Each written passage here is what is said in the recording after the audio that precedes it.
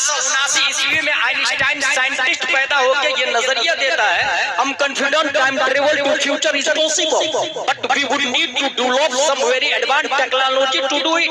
Who could travel 10,000 years in future in only 1 year during that journey.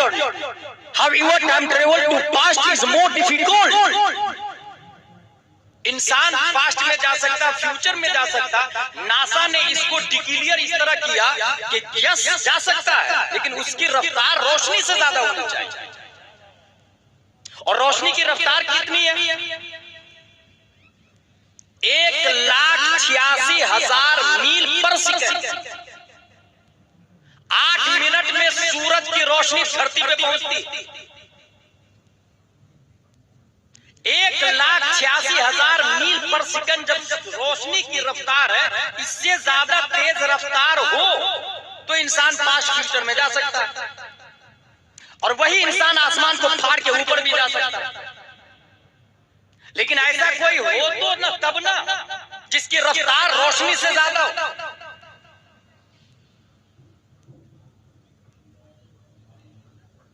Nursery, LKG, UKG, convent, saint Pius, saint Joseph, Cambridge, Oxford, सब लोग यही मान रहे हैं कि रोशनी की रफ्तार सबसे ज्यादा।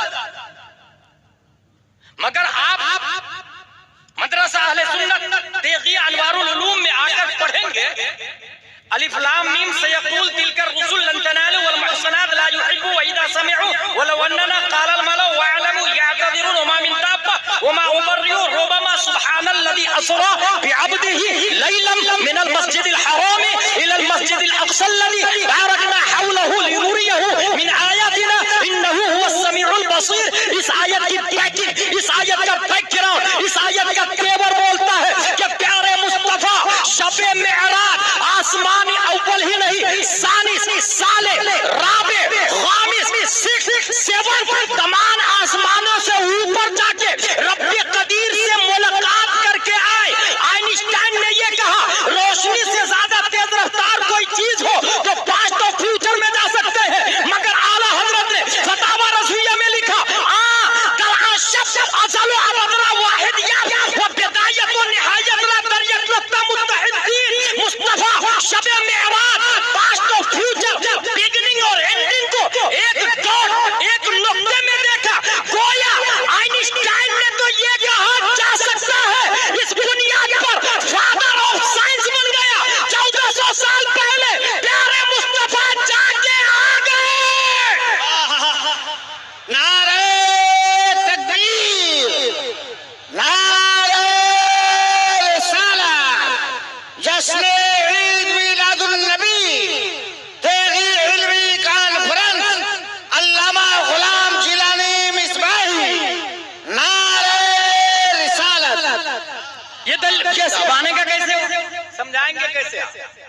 जलसा में एंजॉय करने, हंसने, लुटाने के लिए आए, तब दलील आपको समझ में आएगी। अल्लाह के वली जिंदा है। कितने लोग को ये आयत याद है कि अल्लाह के वली जिंदा है? अब इंजीनियर मिर्जा के फैन नहीं होंगे तो किसके फैन होंगे भाई? जुमा का खतीब दलील से तकरीर करता है, मगर आप खुद तकरीर खत्म होने के बाद मस्जिद में जाएंगे। कहां से दलील याद होगी? फिर वो सुलकुल्ली नहीं बनेगा, इंजीनियर मिर्जा वाला नहीं बनेगा, तो क्या बनेगा? बहुत अच्छा, वाह वाह वाह वाह वाह वाह वाह, बहुत अच्छा, वाह। ये फैक्ट है भाई, ये हकीकत है। किधर से इस्लाम जाएगा आपको शूर भी नहीं होगा। इस्लाम able to touch just like mobile थोड़ी है। क्या है और इस्लाम इन माय पॉकेट? कोई बोल सकता है कि इस्लाम मेरे पास है, able to touch watch scene? भाई ये मानने का नाम है, और आपको दिखेगा नहीं। फमन शाह फलयुमिन वमन शाह फलयकफुर।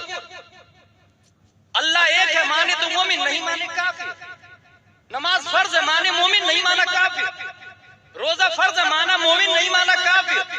कुरान अल्लाह की बात है, माना मोमिन, नहीं माना काफिर। अब वो दिखेगा नहीं, खारिज नहीं। इसलिए जरूरियात दीन क्या है, इसको समझने के लिए बहुत बेहतरीन प्लेटफॉर्म जुमा है, बहुत बेहतरीन प्लेटफॉर्म मस्जिद है। रुए जमीन पर उससे अफजल कोई जगह ही नहीं। जिंदाबाद। ये तो हमारी कम नसीबी है कि अलग से मदरसे बनाए जाने लगे, वरना प्यारे मुस्तफा मस्जिद नबवी ही में हजरत अली जैसे अल्लामा पैदा किए। सुभान अल्लाह, सुभान अल्लाह, सुभान अल्लाह। हजरत उमर, हजरत उस्मान, हजरत अबू बकर, ये सब मस्जिद नबवी की पैदावार है भाई। ये भी कम नसीब है कि 1 मिलियन नहीं 1 मिलियन 10 लाख का होता है। जनरल नॉलेज भी नोट करें, 1 बिलियन 100 करोड़ को कहते हैं। 3 बिलियन की मस्जिद बना ले और इमाम नाजरा खा रखे। क्या धनबाद में जहालत खत्म हो सकती है? 3 बिलियन की मस्जिद, इमाम नाजरा खा, उसे खुद ही नहीं पता चलेगा ना भाई। वुजू किस आयत से साबित है? गुस्ल किस आयत से साबित है?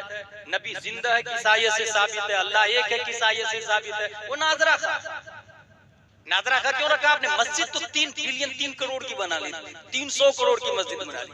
नाजरा खा इसलिए कि यार वो हलाल और हराम की बात करते रहते हैं। अगर अच्छा मुफ्ती लेकर के आ जाए, अच्छा आलिम लेकर के आओ तो हलाल और हराम की बात करते रहते, इसलिए नाजरा खा ठीक। ये तो यही हो गया ना कि हम नहीं जाएंगे नबी के पास तो कहां से इल्म आएगा? नाइब नबी के पास नहीं जाएंगे कहां से इल्म आएगा? आईना देखेंगे नहीं तो दाग कहां से नजर आएगा? इसलिए मेरा दावा है कि 3 बिलियन नहीं 100 बिलियन की मस्जिद बना ले और इमाम नाजरा खां है तो जहालत धनबाद की नहीं खत्म होने वाली, इनकलाब नहीं आने वाला, सुलह कुल्लियत नहीं खत्म होने वाली, मिर्जाइयत और राफजियत नहीं खत्म होने वाली।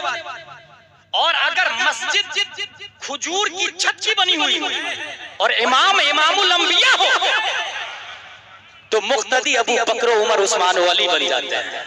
नारे तकबीर, नारे रिसालत, जश्न दस्तार बंदी, अल्लामा गुलाम जिलानी साहब किबला ज़री। वाह वाह। रस्मों रिवाज से हटकर कोई सोचने को तैयार नहीं। जिस माहौल में चल रहा मेरे भाई, कभी इस पे गौर कीजिएगा। माहौल जो माहौल में चलता है कभी कोई इनकलाब नहीं लाता।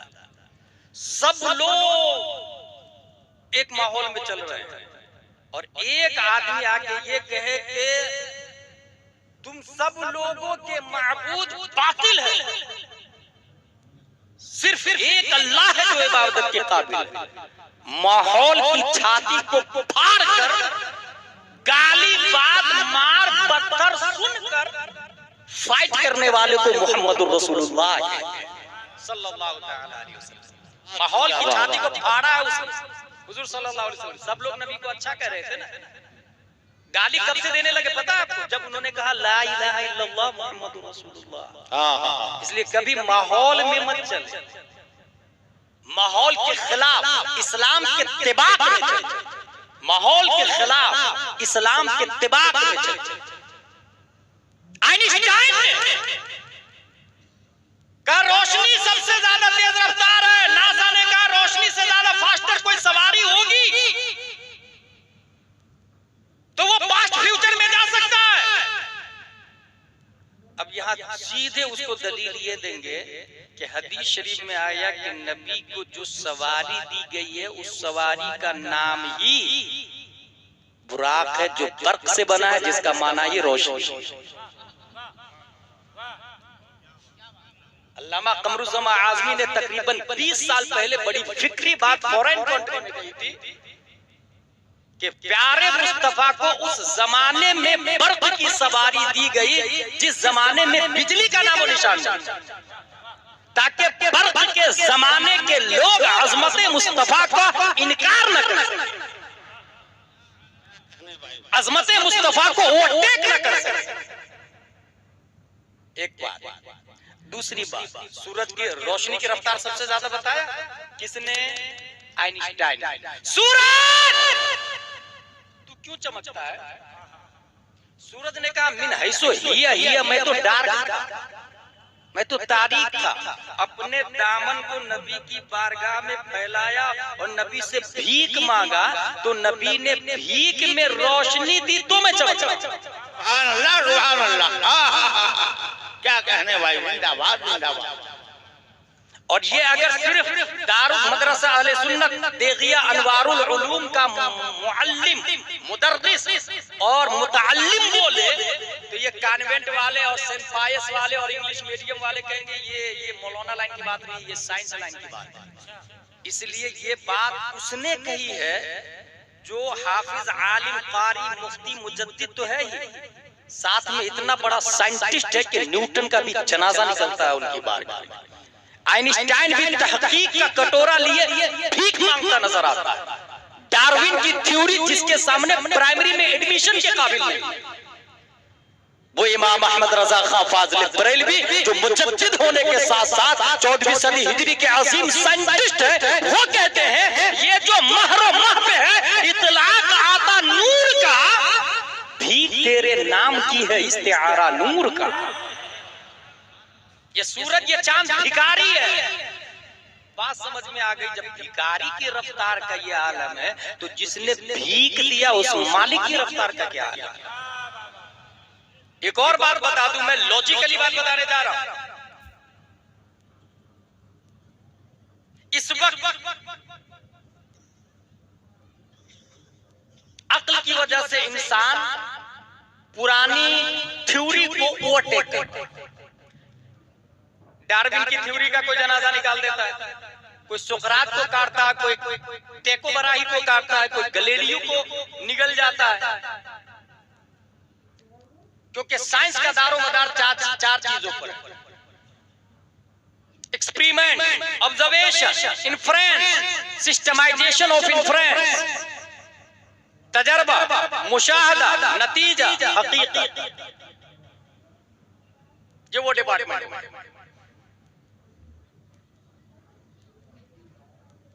मेरे भाई।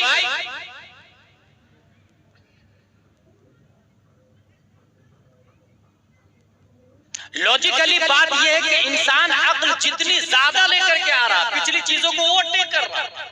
फॉर एग्जांपल, जिसने साइकिल बनाई, मोटरसाइकिल वालों ने उसको बीट किया ना। मोटरसाइकिल जिसने बनाई उसको फोर व्हीलर वालों ने ओवरटेक किया ना। फोर व्हीलर वालों को कतर एयरलाइंस वाले ने ओवरटेक किया, फरारी वालों ने ओवरटेक किया, और तमाम दुनिया के व्हीलर को प्लेन वालों ने ओवरटेक किया। और इस वक्त शटल स्पेस बनाने वाला 28,000 किलोमीटर पर आवर, उसने सबको ओवरटेक किया। ये जिसने बनाया ये माइंडेड लोग। और अक्ल किसको कहते हैं? अक्ल में 100 मिलियन न्यूरॉन्स और 100 ट्रिलियन कनेक्शन। और न्यूरॉन्स और कनेक्शन जितने ज्यादा होते हैं दिमाग उतनी ही ज्यादा स्ट्रॉन्ग चलता है, पावरफुल मेमोरी हो जाती है। साइंटिस्ट ने यह भी लिखा है कि 1 million billion giga of bytes data इंसान की मेमोरी में से हो सकता है। अब हम ये जानना चाहते हैं कि नबी को अल्लाह ने कितनी अक्ल दी। इस हवाले से सीरतुन नबविय्या अल्लामा ज़ैनी दहलान लिखते हैं, इन्नल्लाह तआला लम युअति जमीअन नास मिन बदाई दुनिया इला इनक़िज़ाइहा मिनल अक़्ल फी जंबि अक़लिही सल्लल्लाहु अलैहि वसल्लम इल्ला कहब्बति रमलिन मिन बैनि रिमालि दुनिया। आदम से लेकर कयामत तक दुनिया के तमाम रेगिस्तान आपने देखे होंगे, नहीं देखे हैं तो सुने। एक नाखून में 100 रेत के दाने आ जाते हैं। दुनिया के तमाम रेगिस्तान की रेत एक तरफ और एक जर्रा रेत दूसरी तरफ। उस एक रेत के जर्रा की कोई हैसियत नहीं है तमाम रेगिस्तान के सामने। सीरतुन नबविय्या में लिखा है कि आदम अलैहि से लेकर कयामत तक तमाम साइंटिस्ट ही नहीं, तमाम उलमा, मुफ्ती, गौस, सहाबा, नबियों की अक्ल उस एक जर्रा रेत की तरह। अब मुस्तफा की अक्ल रेगिस्तान की तरह। सिर्फ यही नहीं, एक और लॉजिकली दलील दूं आपको मैं। ये तो सीरतुन नबविय्या से साबित है। इंसान अक्ल की बुनियाद पर जमीन की पूजा करता है, क्योंकि बाज़ाब्ता ज़रतुश्त मजहब है दुनिया के। जमीन, काजू, किशमिश, पिस्ता, अखरोट सब कुछ तू देती है। You are our god, we are praying for you. जमीन हम तेरी पूजा करते हैं और लोग जमीन की पूजा करते हैं। लेकिन अक्ल अपडेट होती है। उसने ये देखा कि मिट्टी का एक ढेला 100 ग्राम का ले और 10 ग्राम पत्थर से टकराए तो 100 ग्राम की मिट्टी के ढेले को 10 ग्राम का पत्थर तोड़ देता है। उसने कहा नहीं, ये स्ट्रॉन्ग नहीं, इसको रिजेक्ट किया और पत्थर को सेलेक्ट किया। स्टोन, गिरनार पहाड़, Mount Everest, you are our god, we are praying for you, क्योंकि तू ताकतवर। धमतरी छत्तीसगढ़ के एरिया में चले जाए, कई टन चट्टान को मशीन उठाती है और दूसरी मशीन में डालकर उसे पाउडर बना देती है। लोगों ने पत्थर को छोड़ दिया, अक्ल अपडेट होती है और लोहे को सेलेक्ट किया। Reject stone, select steel. You are our God. We are praying for you. अय्युहल हदीद अन्नका मअबूदुना नहनु इबादुक। हम तेरी इबादत करते हैं। पूजा कर दी लोगों ने और आज भी पूजा हो रही। जिसने अपडेट नहीं किया अक्ल को वो वही है जमीनी पर, जिसने अपडेट किया ना वो ऊपर थोड़ा सा आगे बढ़ा, थोड़ा सा आगे बढ़ा। आग को मियां फिल्मिया से ज्यादा टेम्परेचर पर रख दे तो वो भी आग लोहे को गलाकर सयाल मात्रा बनाकर बहने पे मजबूर कर देती है। लोगों ने लोहा को छोड़ दिया और आग को सेलेक्ट किया। अय्युहल फाइल, अय्युहल नार, ओ फाइल, you are our god, we are praying for you, नहनु नअबुदुक। आग हम तेरी इबादत करते हैं क्योंकि सबसे ज्यादा ताकतवर तू है। लेकिन शोले नमरूद जब आसमान से बातें कर रहे हो, बारिश के चंद कतरात आके उसे काफूर बना देते हैं। लोगों ने आग को रिजेक्ट किया और वाटर को सेलेक्ट किया और फिर गंगा यमुना की पूजा शुरू हो गई, समंदर की पूजा शुरू हो गई, छठ पूजा वजूद में आ गई। समंदर, सुनामी, नील, दरियाए नील, दरियाए अहमर। मैंने बाज़ाब्ता हजरत उमर की हिस्ट्री में पढ़ा कि दरियाए नील की इबादत में खूबसूरत लड़की को भेंट चढ़ाया गया। उमर फारूक आजम की हुकूमत के जमाने में खत लिखा कि हजरत ऐसा ऐसा मामला है, भेंट करूं कि नहीं करूं? कहा नहीं, मेरा खत दे दे दरियाए नील को। उमर फारूक आजम ने दरियाए नील को खत लिखा था, दरियाए नील को, इन कुंते तजरी मिन नफ्सिक फला तजरी व इन्नल्लाह ताला युजरीक फसअलुल्लाह युजरीक। दरियाए नील अगर तू खुद से चलता है तो मत चल, और अगर तुझे अल्लाह चलाता है तो मैं अल्लाह की बारगाह में दुआ गो कि वो चालू कर। खत का मिलना था कि आज तक दरियाए नील सूखा नहीं, मैं देख करके आया, आज तक सूखा नहीं। लोगों ने वाटर को सेलेक्ट किया, यू आर अवर गॉड। लेकिन साइंस आगे बढ़ी, टेक्नोलॉजी, आइंस्टाइन, न्यूटन, केपलर, सरकारी, एपीजे अब्दुल कलाम की औलादें मार्केट में आई और ये रिसर्च किया कि नहीं यार, ये सूरज अपनी शुआ को समंदर की छाती पर बैठाता है और पानी को भाप बना के ऊपर ले जाता है, तो इससे ज्यादा ताकतवर तो सूरज हुआ ना। लोगों ने उसको वाटर को छोड़ दिया और सूरज को सेलेक्ट किया।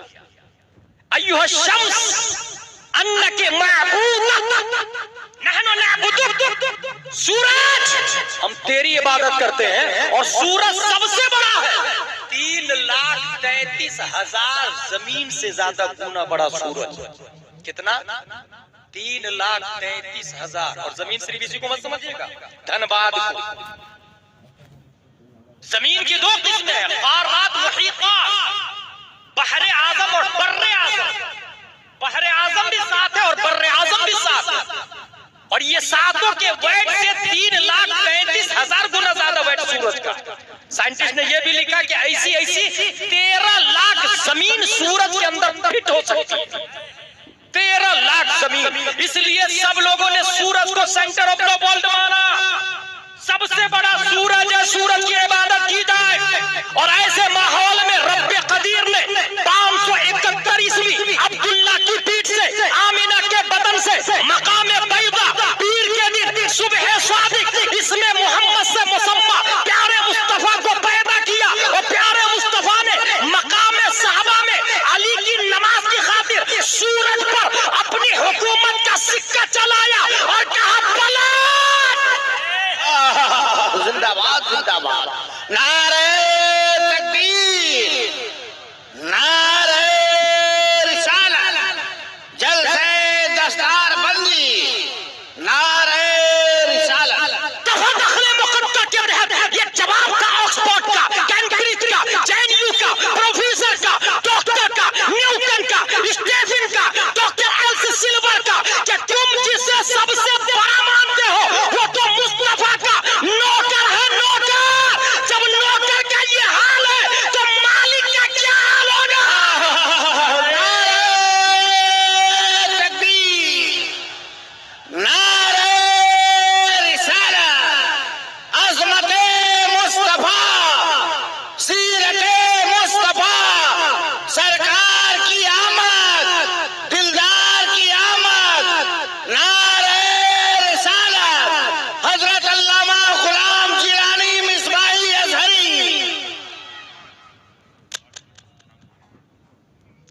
लिहाजा हमारे नबी की रफ्तार सूरज से ज्यादा है, रोशनी से ज्यादा है। जब रोशनी से ज्यादा है तो पास्ट प्रेजेंट में जाके आ भी चुके और रब से मिल के भी आ, क्योंकि रोशनी से ज्यादा रफ्तार है। अच्छा, नबी रोशनी खुद है, इसकी एक दलील। प्रेग्नेंट माँ जो होती है उसको अरबी में हामिला कहते हैं। हमला यहमिल हमलन फहुवा हामिल से फीमेल का सेगा हामिला। हमल कहते हैं बोझ, हमला अरबी में कहते हैं माल ट्रांसफर करने वाली गाड़ी, और नकला कहते हैं पैसेंजर गाड़ी। बड़े बड़े ब्रिज पर लिखा रहता है, छोटे ब्रिज पर ममनूल हमला, बड़ी गाड़ी अलाउ नहीं है बोझ उठाने वाले, अरब में लिखा रहता है। जैसे अपने यहाँ लिखा रहता है बड़ी गाड़ी अलाउ नहीं, भारी वाहन अलाउ नहीं, ऐसी अरब में लिखा रहता है। हमल बोझ को कहते हैं। और बच्चा अगर एक दिन का हो, एक दिन का तो थोड़ा सा बोझ, अब बोझ बढ़ता चला जाएगा। 2 दिन का होगा और बोझ बढ़ेगा, 3 दिन, 4 दिन, 1 महीना, 2 महीना और बोझ बढ़ेगा। धीरे से पाव किलो, आधा किलो, पौन किलो, 1 किलो, 1.25 किलो, 1.5 किलो बढ़ता चला जाएगा। और बोझ जितना ज्यादा बढ़ेगा माँ को तकलीफ उतनी ज्यादा होगी। चलने के काबिल नहीं रहती, पलटने के काबिल नहीं रहती, उठने बैठने के काबिल नहीं रहती, खाना पीना अच्छा नहीं लगता, मुख्तलिफ असरात का तरत्तुब होता है उनके ऊपर। इसलिए माँ को हामिला कहते हैं, बोझ उठाने वाली। मगर अल्लामा जलालुद्दीन सुयूती खसाइसुल कुबरा के अंदर लिखते हैं कि हजरत आमिना रज़ियल्लाहु ताला अन्हा फरमाती है, मा शअरतु अन्नी हमलतु वला वजदतु लहु तिक़ला। मुझे पता ही नहीं चला कि मैं हामिला हूँ और मुझे बोझ का जर्रा बराबर एहसास नहीं। मैं सोचा कि ये बोझ का एहसास क्यों नहीं हुआ यार, दूसरी माओ को तो इतनी तकलीफें होती है, हुजूर सल्लल्लाहु अलैहि वसल्लम की वालिदा को न तकलीफ हुई न बोझ का एहसास हुआ। तो मैंने गौर किया कि सबसे ज्यादा लाइट वेट तो लाइट। नाजिम साहब क्या बोला मैंने, क्या बोला मैंने, क्या बोला, क्या बोला, वाह बोला। सबसे ज्यादा लाइट वेट क्या है? बोझ का एहसास कब होगा? जब जिस्म मटेरियल, और सबसे ज्यादा कम वजन लाइट का। हजरत आमिना के सेंटेंस से पता चल गया कि जिस्म हो तो वजन होगा ना, जिस्म हो तो बोझ होगा ना। प्यारे मुस्तफा माँ के पेट में भी लाइट है, लाइट। और अगला जुमला सुने, हजरत आमिना इरशाद फरमाती है, मेरा बेटा पैदा हुआ तो मुझे जर्रा बराबर तकलीफ नहीं हुई। मैं सोच में पड़ गया, हमारे भारत में तो माओ का जनाजा निकल जाता है, माएं दम तोड़ देती है, सचगी के आलम में माँ पर मौत तारी हो जाती है। मगर हजरत आमिना फरमाती है, मेरा बेटा मोहम्मद पैदा हुआ, मुझे जर्रा बराबर तकलीफ नहीं हुई। मैं सोचने लगा आखिर क्यों, तो पढ़ते पढ़ते एक आयत याद आई, वमा अर्सलनाका इल्ला रहमतल लिल आलमीन। बात समझ में आ गई, जो सारे आलम के लिए रहमत बन के आ रहे हो, वो रहमत वालिदा कैसे बन सकते हैं? और भाई साहब, जब जिस्म का खुरूज होता है तब तकलीफ होती है, नूर का खुरूज होता है तो तकलीफ नहीं होती। हमारे नबी नूर है। अच्छा, एक और न्यूटन साइंटिस्ट से दलील दूंगा मैं, वमा अलैना इल्लल बलाग कहने से पहले। न्यूटन साइंटिस्ट कब पैदा हुआ पता आप लोग? 1642 ईस्वी। ये एक स्कूल वाले बहुत ज्यादा उसको फॉलो करते हैं और समझते कि लेजेंड है। Isaac Newton, scientist, formulated gravitational theory in 1665 after watching an apple fall and asking why the apple fell straight down rather than sideways or even upward. ये एप्पल नीचे क्यों आया, ऊपर क्यों नहीं गया, उधर क्यों नहीं गया, इधर क्यों नहीं गया, ये सीधा सीधा नीचे क्यों गिरा?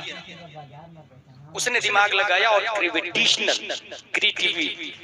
का थॉट किया कि जमीन के अंदर ग्रेविटी है, मतलब जो जिसकी जिन्स से हो उसकी तरफ घुमाएगा।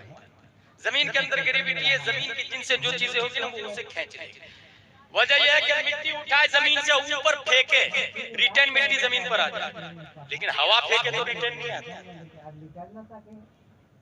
गुब्बारा फेंके तो रिटर्न नहीं आता, पत्थर फेंके रिटर्न, इंसान को फेंके रिटर्न, क्योंकि मिना खलकलक वफिया नुईदुकुम मिना नुखरिजुकुम तारतन उखरा, जमीन के जिनसे जो है रिटर्न जमीन पर आ जाएगा। जानवर, जो लोग देहात में खेतों में जानवर चराने के लिए ले जाते हैं, अगर नई सिमत में ले जाना हो तो उसे रास्ता बताना पड़ता, लेकिन वापस अगर डाल दे रास्ते पर शाम के टाइम तो सीधा अपने बूटे पर। मैं मध्य प्रदेश में कुछ किसानों से मिला हूँ, बैलगाड़ी को मार्केट में ले जाते समय तो वो जागते रहते हैं, सामान बेचते हैं कपास वगैरह, और वापसी में सीधे बैल को घर की तरफ जोत देते और बैलगाड़ी पे सो जाते हैं, बैल खूंटे पे आके रहते हैं। 4-4, 5-5 घंटे की जर्नी रहती है। ग्रेविटी, इंसान धनबाद का है लेकिन लंदन में रहता है, AC, luxury life, cooler, fridge, सब कुछ है, कैप्सी, पिज्जा, बर्गर, मगर रोता रहता कोने में बैठ के। क्या हुआ भाई? Why are you crying? क्यों रो रहा? बोले माँ किया। यहाँ आएगा तो लाइट भी नहीं रहेगी तब भी एंजॉय करेगा। ग्रेविटी, नेटिव पैलेस, वतन असली, जो जहाँ की जिन से बना है वहाँ नेचुरली जाना चाहता है। अब ये बात समझ में आ गई तो सुने, हमारे नबी का वतन असली क्या है? अगर कोई कहता है मक्का, मैं नहीं मानता, क्योंकि मक्का बाद में बना, नबी पहले पैदा हुए। हमारे नबी का नेटिव पैलेस वतन असली क्या है? अगर कोई कहे मदीना, मैं इसे भी नहीं मानता, क्योंकि मदीना बाद में बना, नबी पहले पैदा हो चुके थे। अगर कोई कहे नबी का वतन असली नेटिव पैलेस जन्नत है, मैं इसे भी नहीं मानता, क्योंकि जन्नत बाद में बनी, नबी पहले पैदा हो चुके थे। फिर सवाल पैदा होता है नबी का वतन असली क्या है, नबी का नेटिव पैलेस क्या है? तो जवाब मिलेगा, रब्बे कदीर ने तमाम अशिया से पहले प्यारे मुस्तफा को पैदा किया और रखा कहा जब कुछ भी नहीं था। जवाब मिलेगा, कुर्बे खास में रख लिया, कुर्बे खास में, तो साबित हुआ नबी का वतन असली कुर्बे मौला है, नबी का नेटिव पैलेस कुर्बे इलाही है। जब नबी का वतन असली कुर्बे इलाही है तो अब सुने, वतन असली से मक्का में 571 ईस्वी में पैदा होने में 9 महीने तो लग सकते हैं, मगर यही मुस्तफा जब मक्का से रिटर्न अपने वतन असली में जाते हैं तो 9 महीने नहीं, 1 हफ्ता नहीं, 1 दिन नहीं, 1 घंटा नहीं, 1 आन में रब की बारगाह में जाके आ गए। जो कि ग्रेविटी उधर की थी, कशिश उधर की थी, हिजाब उधर का था, हकीकतन तो फेल उधर का था, इधर का पढ़ना तो नाम को था। तनज़्ज़लू की गोदी में तरक्की अफ़ज़ा, तनज़्ज़लू में तरक्की अफ़ज़ा, कना तदल्ला के सिलसिले थे। पता ये चला नबी का वतन असली कुर्बे मौला है, और ये मैं नहीं, बरेली का इमाम बोलता है, हिजाब उठने में लाखों पर्दे, हर एक पर्दे में लाखों जलवे, अजब खड़ी थी कि वस्ल फुरकत, जन्म के पिछड़े गले मिले थे।